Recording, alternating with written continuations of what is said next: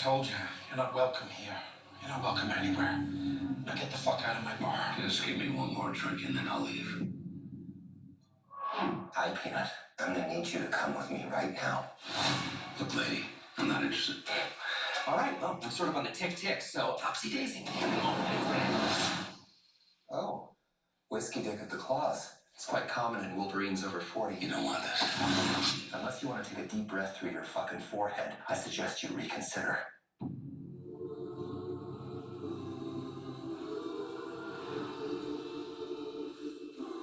I'm about to lose everything that I've ever cared about. Not my fucking problem. Is that what you said when your world went to shit? Come again. This Wolverine let down his entire world.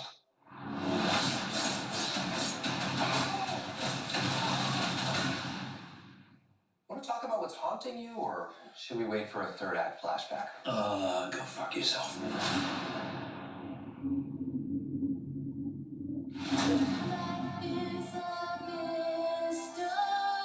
I don't know anything about saving worlds, but you do. Trust me, kid, I'm no hero. You are an X-Man. You are the X-Man. I am soaking wet right now.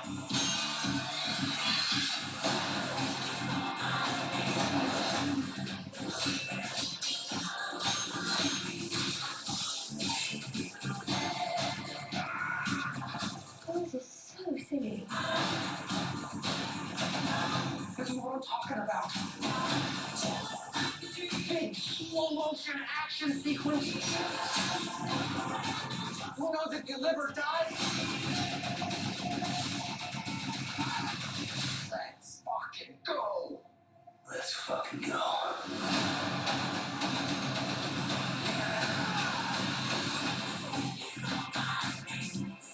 Modern entertainment, everyone. Let's talk about it.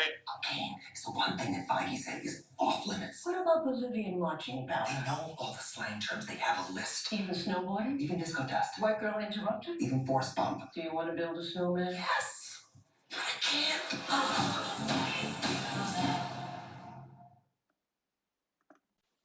Welcome back to Movies TV Mad. You can follow me on X at Movies TV Mad and on Instagram and on Threads at Movies TV Mad X. A very warm welcome to Wednesday's edition of the Movies TV Mad Daily. I am tired, everyone, and I'm feeling hopeless about modern day entertainment. If it isn't the producers and the directors and the actors gaslighting us via quick quotes and word searches on The Hollywood Reporter and Variety, we've got this type of blatant nostalgia bait. I like Ryan Reynolds. I like Hugh Jackman. I like these guys. But unfortunately, they're part of the modern entertainment era now. And they have to play by the modern rules. Which is, don't make anything interesting, don't make anything exciting, just keep on doing another version of the same version you did before.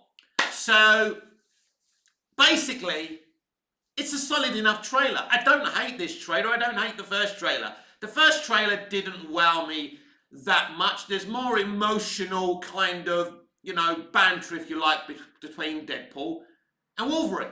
And Ryan Reynolds and Hugh Jackman are brilliant. Is it enough for me personally? No, because I know what it's attempting to do.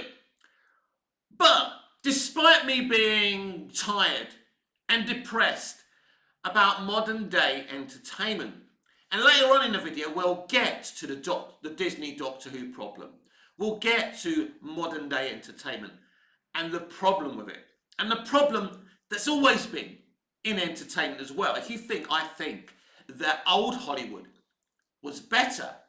It was in terms of the quality you got, but the way they treated people was disgusting. Me researching Judy Garland and seeing what they did to her as a kid, she never stood a fucking chance. I don't want to go back to that. But I think we can meet in the middle. We can move a little further out west and create something better, something great. But we have to want to create it. So I should do my due diligence and talk about this trailer. We noticed the Ant-Man head. It's clear this is a multiversal movie. They're using what they called, that organisation from Loki, right? The Loki TV streaming show, right? Which basically they watch over the whole of the multiverse. They police the multiverse. They've come to recruit Deadpool. So it's not a big theory. It's happening. This is a multiversal movie. So could this be more than a silly, fun, funny Deadpool and Wolverine movie? There's a possibility that Feige, is using Kevin Feige. How do you pronounce that last name? I forgot how the Americans do it. Anyway, we're calling him Feige on this fucking channel. Deal with it. Don't sue me, Kevin. I can't afford it. But, yeah, it could be a situation where Kevin Feige is using this movie to kind of fix the problems created with the MCU. Because the MCU needs to start making money again. It needs to be beloved again. Because one thing's for sure, it isn't going anywhere anytime soon. Because they've seen the kind of money it can make. Maybe Feige can reinvent the superhero genre again and make it popular again. After all, he's responsible a lot for the peak core trend that CBMs became. Not just via the MCU. He was involved, in a small way, back in the day, with Raimi's Spider-Man, with Singer's X-Men. They're the ones that truly invented the modern day superhero movie, but good to great CBMs, comic book movies. It's changed. They've become lazy. So this film could be a pilot to kind of fix the problems created by Phase 4 and the beginning of Phase 5. The problem is, when you look at Fantastic Four, they're just using the same people they've already used. They're not using new talent. Because Kevin is the one running the show anyway. He's the one making these creative decisions. With Iger watching over him, making sure that the alt-left ideology is inserted in these movies. So it's very, very difficult. I think we could end up in another reality. Maybe the MCU will be set on another Earth after Deadpool and Wolverine. I think that's a very real possibility, or this just could be a silly kind of, nostalgia baiting kind of movie. It's clear it's fun to watch Hugh Jackman and Ryan Reynolds together. I'm not saying it's not. I'm not saying I'm not going to enjoy this movie. I'm saying it's going to be a hit, right? Because this is what people today want to see. Unfortunately, they're not really crying out for new entertainment, because if you go and see nostalgia bait like this, guess what they're going to do? They're going to make more nostalgia bait. They're not going to give you originality, because when they do make something original, nobody goes and sees it, because the original shit they're making is shit, because they're not really trying anymore. That's the difference between new Hollywood and old Hollywood. At least they were trying. But they had talented people making stuff, problematic talented people, but talented people nonetheless. I don't think we should be saying, let's bring back the problematic child abusers, rapists, criminals, all those horrible people who were part of old Hollywood. There's still a lot of those horrible people involved in new Hollywood and less talented people anymore. Jerry Seinfeld said something very, very interesting, that there isn't a movie industry anymore. And he talks to his friends and they say, what's going on? What do we talk about? Well, nothing. We talk about the old stuff. We enjoy the old stuff. Now, it's clear the old stuff that we grew up watching was built on fucking toxicity, sexual abuse, child abuse, and all of that. There's no denying that.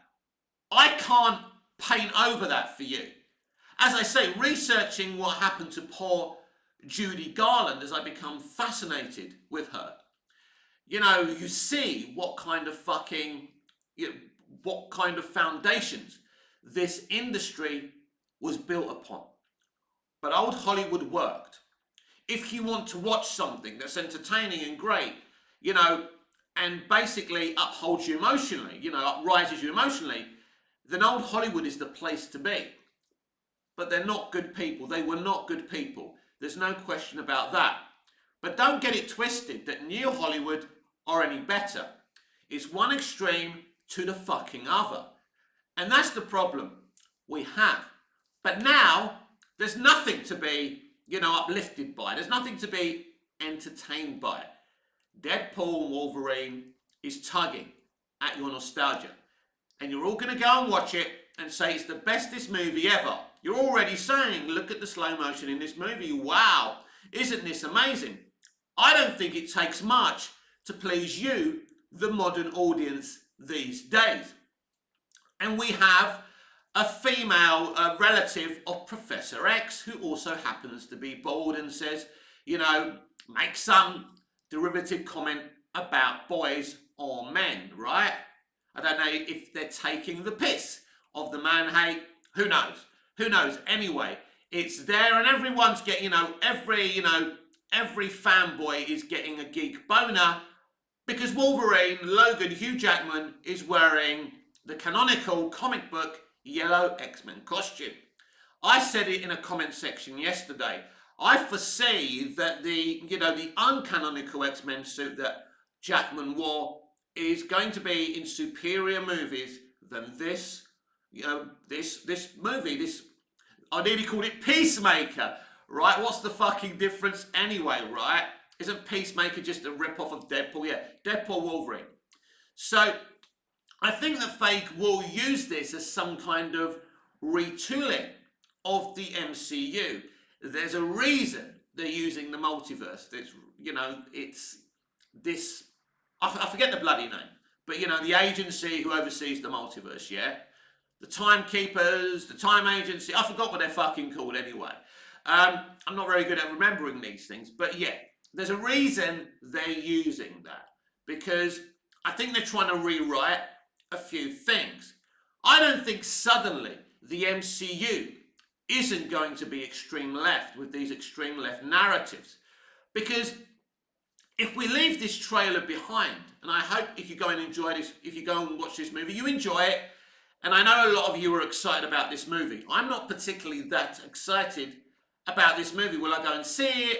Will I review it? Depends what side of the fucking bed I get up from. You know what excites me? Superman, DC, all those characters. I'm interested to see what James Gunn is doing. I don't watch a lot of new entertainment because I hate new entertainment. I hate the modern entertainment industry. And I watch old stuff. That's very old. That's very short-sighted of me. I never thought I would become my father, but I have. Let's look at how they're running Doctor Who. It looks like these days, all publicity is good publicity. That's always been the case. But now they've decided to gaslight us. If they gaslight us, if they make controversial comments, then we'll talk about it and react to the articles we see these controversial gaslighting comments on. Recently, brand new Doctor Who, Ncuti Gatwa, spoke about white mediocrity, which is interesting. He says, well, white people, when they're mediocre, don't have to be perfect, don't get criticised, but black people have to be perfect. You listen here. I know you've been told to make these comments to get a reaction from us, because you can't exactly have us talking about your entertainment because it's good anymore, because we can't talk about that. So you've got to find a way to get your show trending. So as I say, all publicity is good publicity. But you listen here, Ncuti. I don't care what colour you are, what gender pronoun you are. You should want to be perfect. You should strive for perfection no matter what colour you are, what cultural background you are, and whatever gender pronoun you are. And if you're not striving for perfection, you shouldn't be in this industry. What you are attempting to do, Ncuti, is intimidate us into not criticising your show. Not criticising you because you happen to be a black man. You want to intimidate us into silence. And that's the double talk of the extreme left. But it's also what they do, as I say. They use the tactics that these, elite YouTubers do. the trigger title to the headline. Actor says this, producer says this. An actress yesterday, forgot her name, right, said that she hated the way they used to do chemistry tests. They used to have her kissing 10 guys a day until they found the right person. And she said, it's much better now. Is it? When was the last time you saw great screen chemistry on the screen? It's actually since they stopped having them kissing 10 guys for chemistry tests. They used to at least know what they're doing. Is it great to have to kiss 10 guys in a chemistry test? Probably not. All that bad breath, all those lips, it's not fun. I get it. It's not fucking fun. But it's part of your fucking job. Interestingly enough, Zendaya was getting pissed off because people kept on asking her about kissing in her brand new movie, Challengers. She said, it's her job. Why are people questioning me? If it was anyone else, they wouldn't be questioned. It's my job. I'm doing my job. So it's interesting. She's complaining because people are, making a big deal out of her kissing in a movie that's very, very sexually charged, where they don't actually have sex, by the way. So it's one extreme to the other. You've got one person saying this, one person saying that. You don't know what's right or what's wrong. New Hollywood is a place that's tried to right the wrongs of old Hollywood. But it's also tried to firebomb old Hollywood, try and get out, gut it and bring in new people. The problem is the people replacing the talented toxic people, the talented sexual abusers, the talented child abusers, the rapists and all of them, right?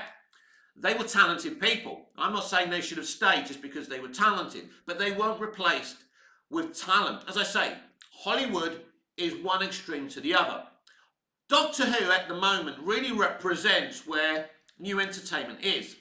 So we went from Ncuti Gatwa's pathetic, triggering comments purposely to trigger us, because we can't exactly talk about his acting in a positive way or talk about Doctor Who.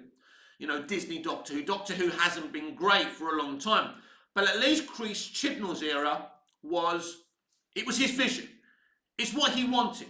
He had an idea and he went with it. I found it underwhelming, dull and boring and stagnant, but at least it was his idea. This isn't a vision. This isn't nobody's vision. Russell T Davies is just taking the money. He's just a con man. And this is the biggest con he's ever attempted to do. At least when he brought the show back so brilliantly, yes, there was some con man about him, but he also had depth. He also was trying to create a great Doctor Who show, a great spin-off show in Torchwood, and the Sarah Jane Adventures. All this stuff that's happening, the negativity towards Doctor Who right now, isn't RTD's fault. He's taking the money. He's not running Doctor Who, Disney are. It's kind of his fault because he's taken the money. He's allowing this to happen, right? He's allowed Disney to come in, as the BBC have, because they don't have the money to make it.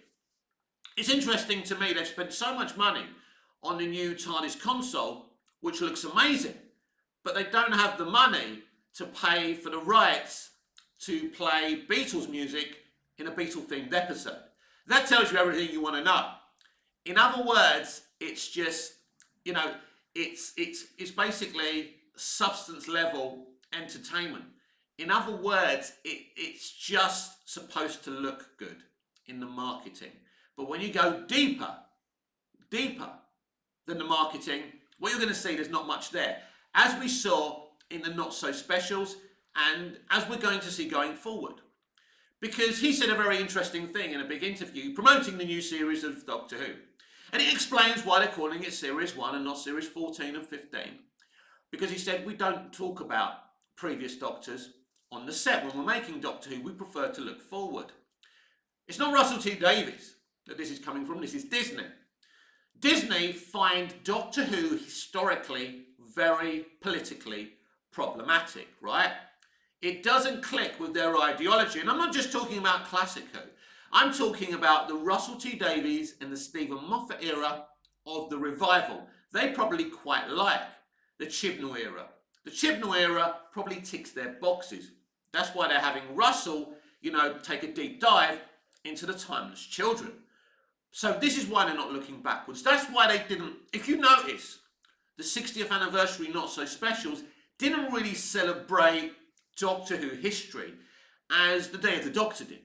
Didn't want to look back because it thinks it's all problematic. This is why you got Mel and a couple of other things, but you didn't get very much. It wasn't really celebrating history. David Tennant, blah, blah, blah. That's it. And they changed David Tennant's Doctor to a more beta male Doctor. That's why they created the 14th Doctor, so he could be ideologically sound to what they want. And so what you're getting from new Doctor Who is a lot of garnish in the marketing. But when you get to the episodes, there's not going to be much there. I can't wait to see Space Babies. That sounds like a very deep, emotionally, high uplifting episode. It's not going to be, is it? Again, it's just going to be garnish like the whole thing is. So this is where we are. This is what, as I say, Disney Doctor Who is a representation of what modern day entertainment is today. It's trigger them, gaslight them, get their attention, get them angry so they're talking about you. It doesn't matter if they hate you or love you, right? They're going to watch your shit out of intrigue, and they're going to talk about your stuff because they're angry. Let's get them angry. Let's keep them angry. This is where entertainment is today. We're not going to make great entertainment. We're not motivated for the entertainment.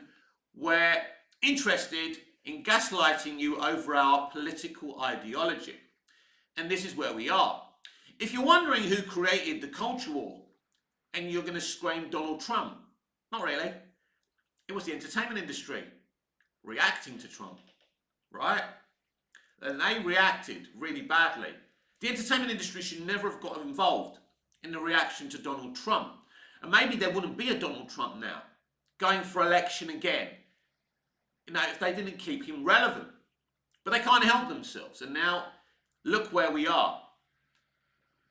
And, it's true. There's no entertainment industry anymore. It's not about entertainment. Where do we go from here? Where do we go from here when a show like Doctor Who says about a character that's had so many different versions that can regenerate, saying we're not looking back anymore. We don't talk about previous Doctors anymore. Just because you don't talk about them, it doesn't matter. It doesn't mean it doesn't exist. Just because you're trying to unofficially say, those previous Doctors don't exist anymore, he hasn't officially said that. He hasn't said Shooty's Doctor is the first Doctor. He's not. He was birthed out of a white Doctor, David Tennant, which is utterly problematic. The whole bi-generation is just, it doesn't make me angry. I want to be clear. The bi-generation doesn't make me angry. It's just like, when you see it happening, it's like when you see a car crash and you think, oh my God, I hope everyone's going to be all right. And it's like, you don't hate it. You don't love it. You're just watching it. And this is really what we are today. I think Millie Gibson's, pre-scripted interview, when she said, we think that TikTok, people from TikTok are going to love Doctor Who. It's going to be very controversial. And this is what they're going to do. They're going to attack us, our generation, the straight white male. They're going to talk about, fascism and racism and, the usual things the extreme left and the loony left like to talk about. And this is what they're going to do. And they're making this show, basically, to anger us, not entertain us. We already had RTD and other people mocking existing Doctor Who fans. Because they kind of know out of, sick intrigue, we're going to hang around and see what they're doing. But also now we've got this thing where, they're going to be on iPlayer and Disney Plus before they actually air, I think. So by doing this, they can lie even, harder about the ratings. So they can say, about 1 million minutes was viewed on iPlayer, whatever they're going to say. And what they can do now is as well, which is very clever, they can combine the iPlayer views and the Disney Plus views, right?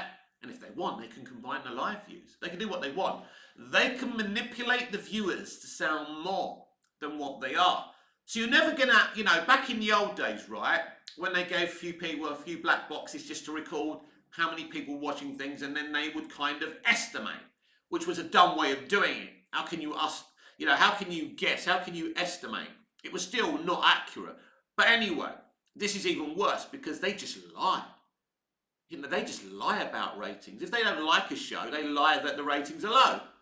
And if they want a show to survive, they lie that the ratings are up. Because just because the show isn't making money, they don't cancel it because they want to prove a point. I mentioned this with the Quantum Leap revival. I said, it's clear that the ratings weren't very good in the first series, but what they did was they wanted to prove a point, so they gave it a second season to upset the people who loved the original series and wanted it to fail. And as soon as they went into the second series, they knew that they were going to have even less viewers, and they knew they were going to cancel it, but they wanted to kind of prove a point. They didn't really. The show failed. Quantum Leap, the original series, is an icon, a beautiful show doing all the right things, and the revival, I'm sorry, isn't fit for purpose. Some people liked it, understand. If you liked it, good luck to you. And I'm not saying it was totally crap, but it's not going to be remembered. You know, the original show will be remembered. Classic Who will be remembered. William Hartnell will be remembered. Patrick Troughton will be remembered. John Pertwee, Tom Baker, Christopher Eccleston, David Tennant, Matt Smith will be remembered. You know, Peter Capaldi. Some people argue his season wasn't, you know, his era wasn't as good. But looking back at it now, it's fucking peak Doctor Who, isn't it? Only because of what we're comparing it to. But Capaldi was always a great Doctor, don't get it twisted. Even though, you know, maybe you didn't like some of the episodes Capaldi was in, but Capaldi was a great Doctor. Capaldi will go down and be remembered. Sadly, Jodie Whittaker won't be remembered because her era wasn't memorable. It's not about her being a woman. You can have a female Doctor. It was just sold badly. Again, it was part of gaslighting. Instead of creating a brilliant first female Doctor, which was their responsibility, by the way, and they didn't do it. Don't blame us. You gave the haters, the sexists, right, the bigots, an excuse to say, female doctors don't work, which is bullshit, right? What didn't work is Chris Chibnall's leadership. Not because Jodie Whittaker happened to be a woman. We all know that. And if you're deluding yourself and thinking, it didn't work because she was female, you're wrong. It didn't work because Chris Chibnall didn't do the right things. They had the best cameras, the best directors, and he was bragging about a writer's room. What, with him in it? On his own? I've been in writer's room. I've seen writer's rooms. So, you know, in a writer's room, Chris, you should be there with other writers. In fact, the showrunner isn't always in the writer's room. And you give the writers an opportunity to do their own episodes, but, you know, you want the arc to be represented somehow. And you let the writers of those episodes and, you know, the writer's room understand that you have something needs to be referenced from the arc. For example, the Timeless Children's Room. You know, just an easy example for you. So that's what modern day entertainment has become. Gaslighting, making you angry, attacking you, making everything in entertainment your fault. I don't celebrate old entertainment. I celebrate how good it was. But the people wasn't good. The stuff they did was disgusting. And it doesn't happen so much now, but it's still happening. They still use their actors and their talent as like children sent down the coal mines. And it's all got to end. But I keep on saying this on social media and on my videos. You can't fix entertainment. You have to start somewhere else. A bunch of us who love entertainment have to start our own studio, our own company. Somewhere else. Not in Hollywood, somewhere else, independently. But it takes money. It takes, know-how. And what you're going to do is walk before you can run. You have to start making 1 or 2 things a year. Even 1 thing a year. You're going to be very, very small. You're not going to be at their level. And you have to accept that. But entertainment, the way it's run has always been wrong. It was run then badly, even though the art, the entertainment was fantastic. Fantastic. Those bastards were talented. They were bastards, but they were talented. But these bastards are not talented. As I say, entertainment goes from one extreme to the other. So we need to find a way And I think it is our responsibility. Because I think with the internet now and the knowledge that people who consume entertainment have, it is possible for a group of fans to start something. And I may be 51 years old, I may be ancient, but I think I could do it, and I think a bunch of us could do it. But we have to want to. We can't just be keyboard warriors. We have to get out there and attempt to do something. Entertainment is a beautiful, wholesome thing, but we need to make it wholesome. We need to breed new talent. We need to treat that talent like people and not a commodity. So entertainment has never really been right, even though it has a proud history of the actual art. But what went on behind that great art cannot be celebrated. Not ever. We need something better.